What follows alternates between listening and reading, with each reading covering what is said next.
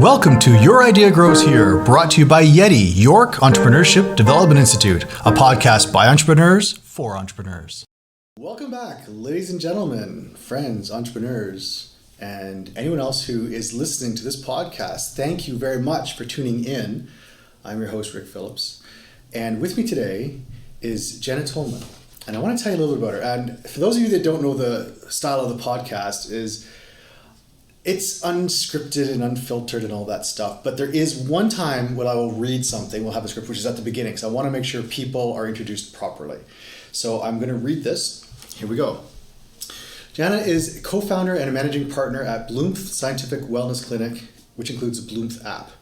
Jana's field of applied expertise is helping women to live healthier, happier, and more productive lives through combined, individualized, one-on-one, evidence-based nutrition and lifestyle coaching to address the root causes of illness, not just symptoms, and to help women balance hormones, reverse chronic diseases, and reduce reliance on prescription drugs.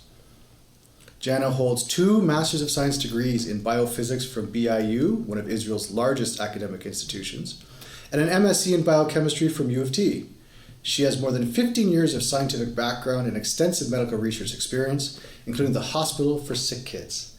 And here you are today on our show, where Your Idea Grows Here, and we're not going to be talking about science per se. We're going to talk about entrepreneurship. So how did this science nerd become an entrepreneur? Let's start there, Jana.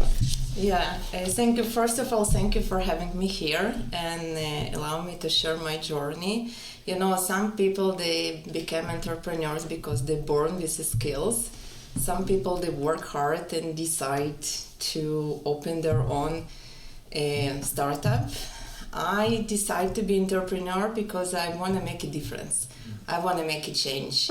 And to explain my journey, we need to go back 2009 when I was diagnosed with diabetes, polycystic ovary syndromes, and arthritis. And I suffer from fatigue.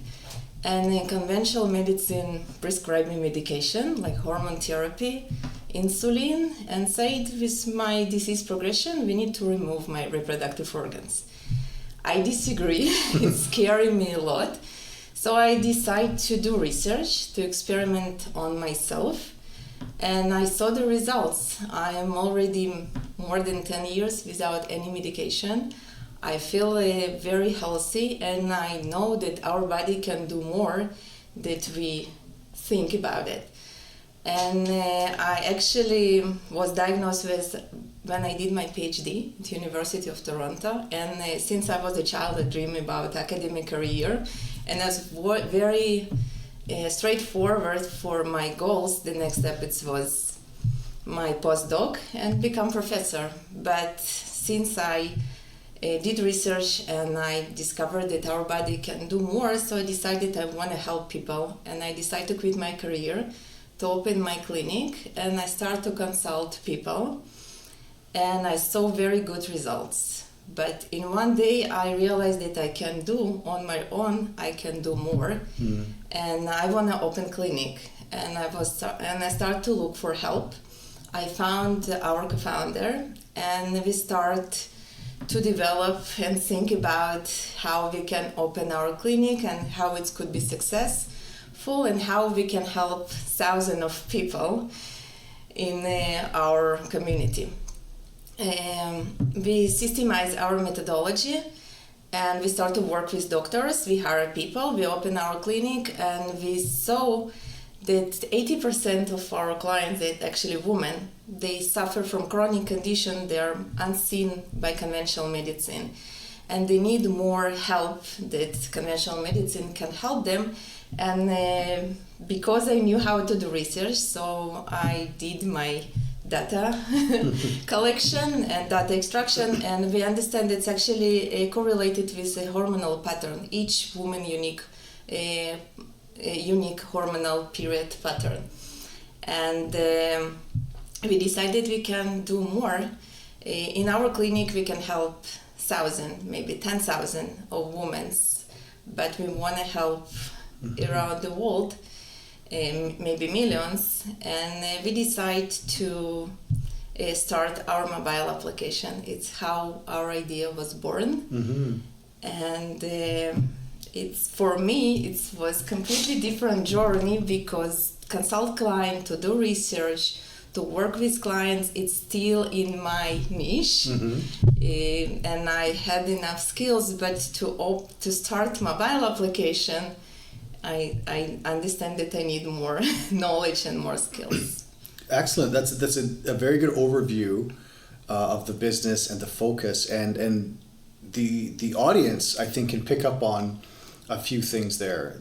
First of all, how you as the founder are very passionate because this was a story that affected you, and it almost took away something very precious, and you're able to ask questions. Go, wait a minute, is that really it? And then you're able to use your brain, which includes your science background, to do some research and figure a different way forward.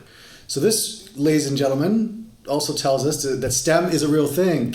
It's important that people pay attention to science and math, and that if somebody has an idea out there based on STEM or some sort of science, it can be a real business, right? It can absolutely be a business where you can help someone in the health industry through a business. So let's talk a bit about the business journey. Is it for-profit? Is it non-profit? When did you register it? How was the first couple of years for you? It's for-profit. We actually have two businesses, one business but two branches. One is clinic, Bloomth clinic, and one it's mobile application. And we register under the same umbrella, but with different branches. That's smart. Yeah. And when did it start? When did the clinic was first, obviously, right? When did that start? Clinic, it started 5 years ago, and application, we actually launched it in 2020 during the pandemic. Of course, why not, right? Everyone's scaling back and you're growing. Yeah. And where can we find the app right now? Our mobile application running on Google Store and Apple Store. And it's free for now for download, and we have more than 10,000 users. We launched it a year and a half ago. Yeah, and we have very good review. It's almost 5 stars review, and it's everything. It's only users reviews. And let's talk a bit about the business idea of the app, right? So for those of you out there that might be thinking about, developing an app, or should I have an app connected to my business, etc. Let's talk a little bit about having an app connected to the business, right? So the first thing I'm thinking of is that app could really, really help grow your business, but it could also hurt you, right? Like you just said, you got, more or less 5 stars, which is fantastic. But what if somebody launches something and it's like 2 stars because they're trying to figure it out? That must have been scary. So how did you guys know you were ready to launch and you would get, pretty good results? It's actually an interesting question. From the same reason, because I didn't have any business skills completely. Like I knew how to do research, I knew how to present my ideas to scientific audience, but never did for business audience. And I started to research and look what program could help me. I cannot afford full-time MBA because I'm running my own business, and I found Yeti, which was designed for entrepreneurs with support and help. And it's for me, in the beginning, it seems that it's very great for me because I can get the knowledge that it was missing for me, like business, sales, developing, collecting data, understanding data, and everything around the business. So when I came to Yeti, we have an idea, me and my partners, we have an idea about our application, but we didn't have our application ready. By the end that I graduated, we have the first prototype, and it was February 2020.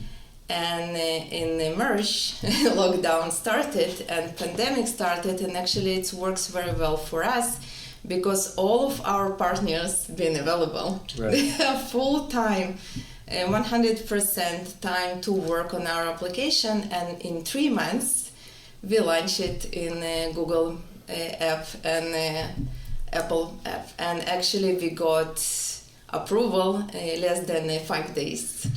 So COVID, although it hit everybody and of course we all had to adjust, you found a way by accident or on purpose to maximize the time to get the app launched. Yes. It's definitely silver lining, right, of the cloud. Very good, excellent. Yeah, and you ask what is unique, how we know our application going to work.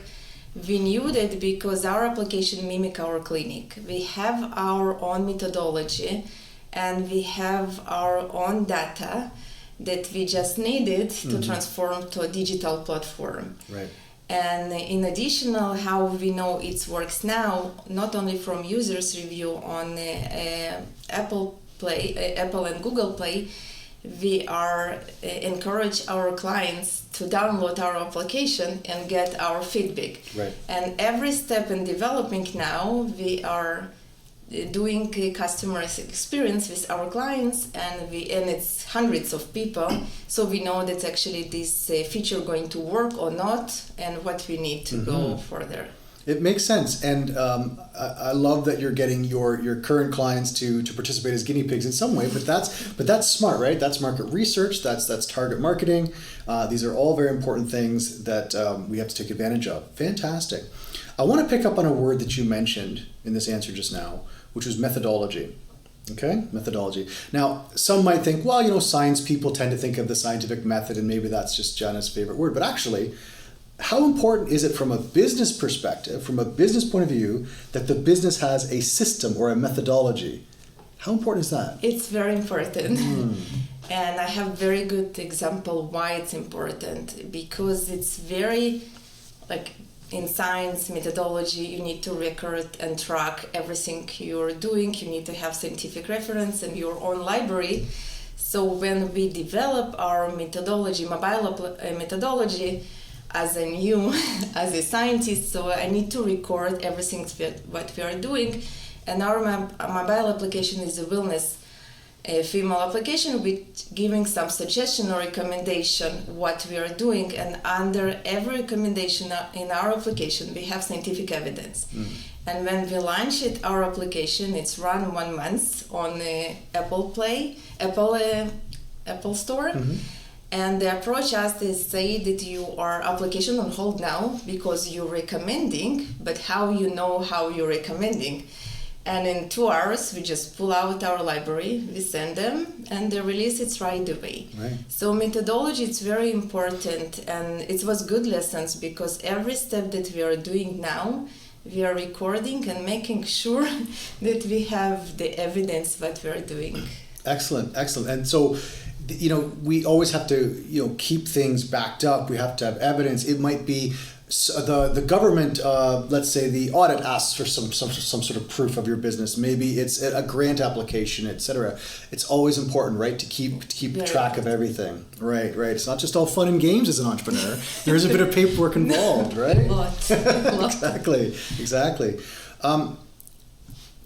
The word niche, right? Niche, what's special about the market or the product or the service. So this is also connected to methodology, right? So a business has to define what's unique, what's the unique secret sauce, right? The specialness. So if we were to summarize your business, both businesses, what is that unique secret sauce? What do you have that the other wellness apps don't have? What would you say that secret sauce? We know that women health and I just don't want to say diseases, because it's not what our application doing. We're working in a clinic, but woman condition, woman performance correlated to her hormonal cycle. And every woman have her unique hormonal cycle. And every woman need to understand how her body works. For example, in the beginning of the month, more energy. By the end of the month, less energy. Is just simple example. Or headaches during the ovulation, post-ovulation. And once women know how her body works, and she understands how her hormones fluctuate, she can help for herself. She can be more healthy. She can be more productive. She can do more things and get rid of her diseases and her symptoms as well. So our unique niche is a woman around age 30 and 55. In between that, they start to develop some hormone imbalance, and before they hit the menopause.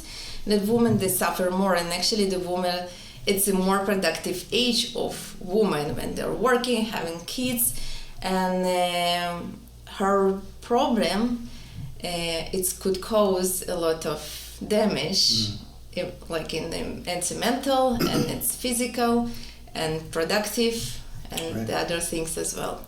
Makes sense. The reason why I asked, and it gave you an opportunity to explain more about your business and also explain your target market, which is great. The reason why I'm asking is because entrepreneurship, there's a lot of competing businesses out there. As a matter of fact, it's good to have competition, right? It's easier to establish that the market exists if there's some sort of competition. But at the end of the day, we also have to define ourselves. What is special? What's our special sauce? Do we call it system? Do we call it methodology? Whatever, niche, what do we want to call it? That itself allows us to expand. So, for example, your app is an extension of the methodology from the clinic, right? Right. And if do you have any plans to franchise this clinic, or? Yeah, the clinic, it's more complex methodology than application because you cannot. It's more things that you need to discover. You need to work in person with the person to get more symptoms and medical history. Right. Clinic going to be franchised as well, and mobile application, it's going to be seen in the future as a health platform that's going to work together with a medical physician, with our franchise clinics. Right. And help women around the world live healthy and more productive life. Exactly. So the franchise opportunity comes because you understand the methodology and you can expand that and even train other people, right? And so the reason why I'm saying this is for our audience to understand. And for those of you out there listening who are actually entrepreneurs or near the journey, I want you to ask, I'm going to give you homework. And I absolutely want you to not write this back to me. But the homework is this.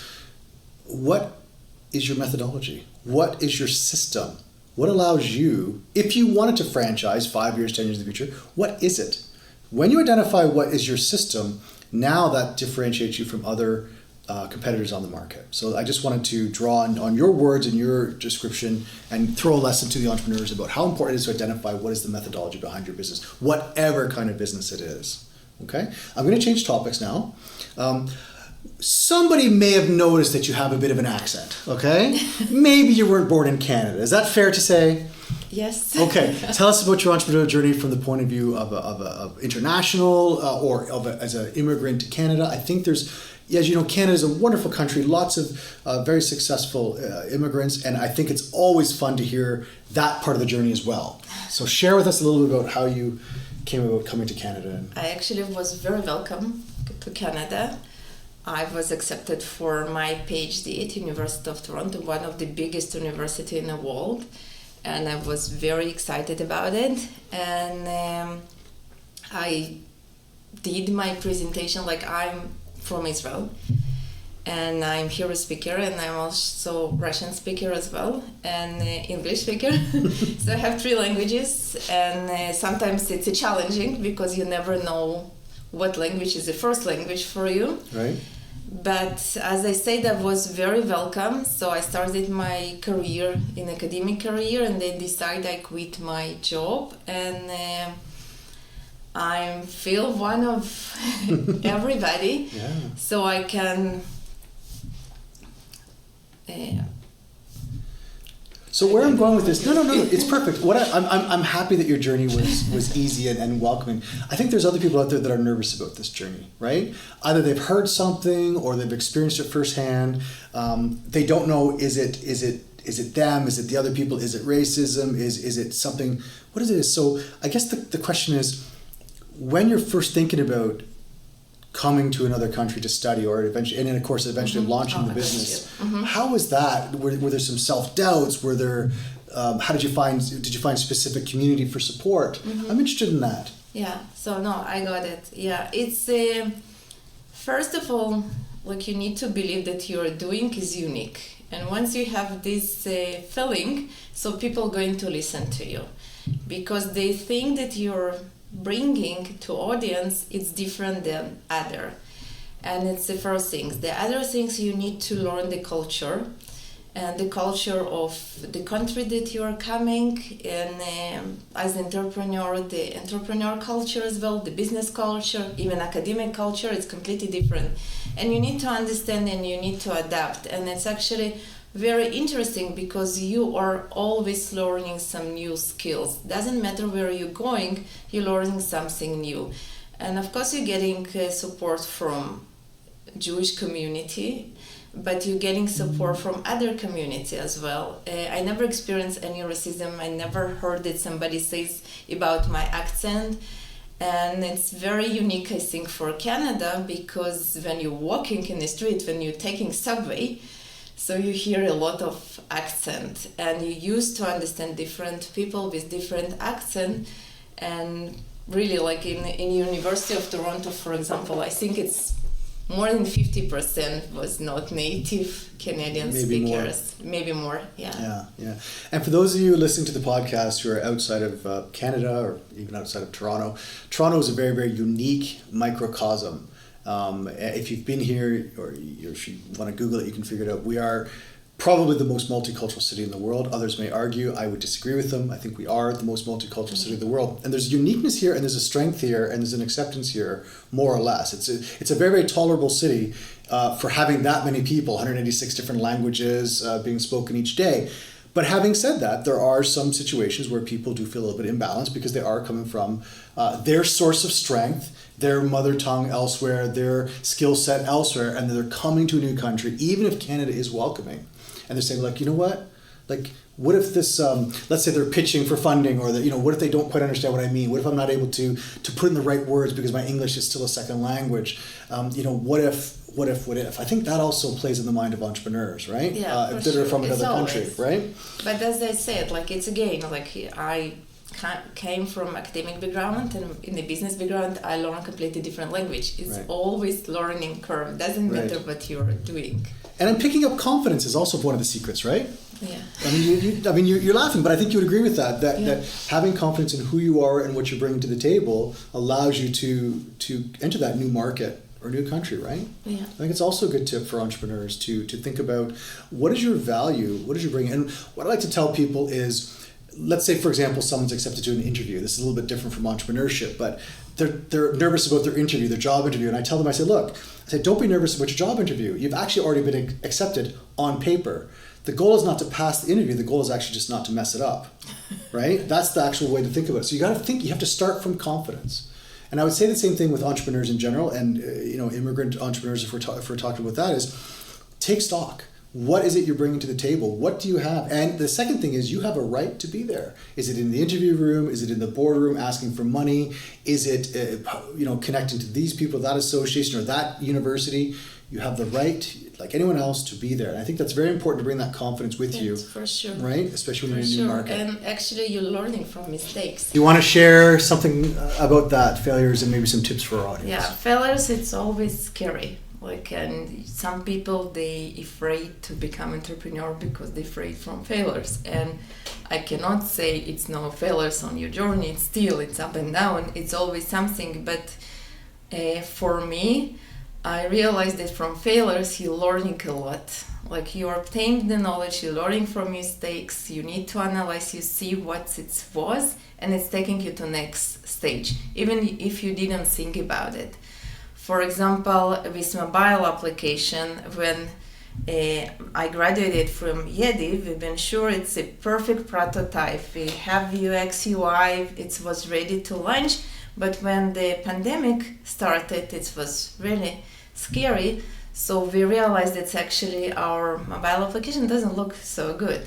And we start to work on it, and we launch our mobile application as it's now available in Apple stores.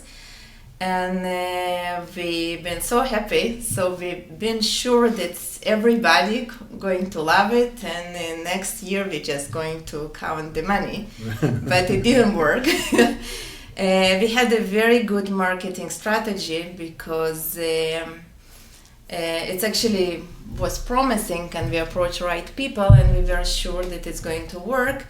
We started to work with one of the biggest banks in Canada for female employees. We started to work with insurance company, and even integration with some other very famous, I don't want to say names, mobile application, but the pandemic started and it didn't work. Lack of communication, people didn't know like presentation and everything, so it didn't work. And it was hard year for us, but by the end, in this year, we learned a lot. We learned more marketing, what people looking for. We did marketing analysis with our customers, and we realized that our mobile application actually have one feature that we didn't think about it. It's a community, and our community inside our mobile application start to live alone, like women commenting, having conversation. So this feature, for example, that we didn't think about it, but the future mobile application is going to include the social media as well.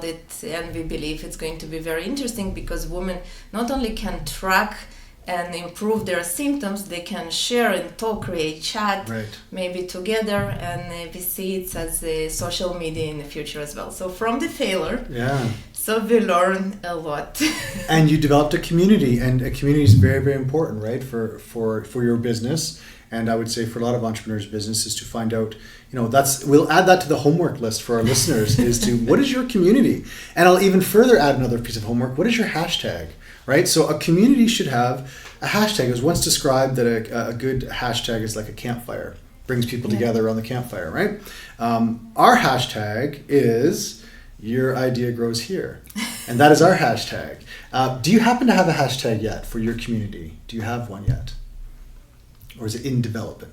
In development. In development. But think about that. Bloomth. Okay, so you've got hashtag Bloomth. So at least we've got that. And that's great. And that might spread out to different types of smaller subgroup, right? Exactly. Excellent. How can people find out more, Jana? How can people find out more about your business? What's your website? What's your social media? Tell us a little bit about how we can... Yeah, our social media and website, Instagram and Facebook, is just Bloomth, Bloomth. You can go and find us. You can find on your mobile devices how to download us. As I said, like our mobile application is unique. None of the mobile application allow you to improve your condition as our application. Most of the female application is period trackers, but we have 6 application in one app. Is a period tracker, personalized recommendation, tailor recipes for you, personalized recommendation, fitness goal, relaxation, and community as the next application is going to be as a platform, social platform. Great, because the business grows and therefore the application grows and then the community grows, right? The community grows. And then you can help more and more people. The more the community grows, the more people you can help. The more women in particular you can help. Yeah. Excellent, thank you. And we can understand why you're doing it, why you're so passionate about this business is because it gives you an opportunity to help women who may have been in a similar situation as you were or something related to that, and it gives you a chance to help them. It's a fantastic thing you're doing. Jana, thank you so much for coming in. Really, really appreciate your time and sharing your story and your journey with our audience. And it's great to see you again. And good luck with everything. Thank you so much for having, and thank you so much for giving the opportunity to share my journey and my experience.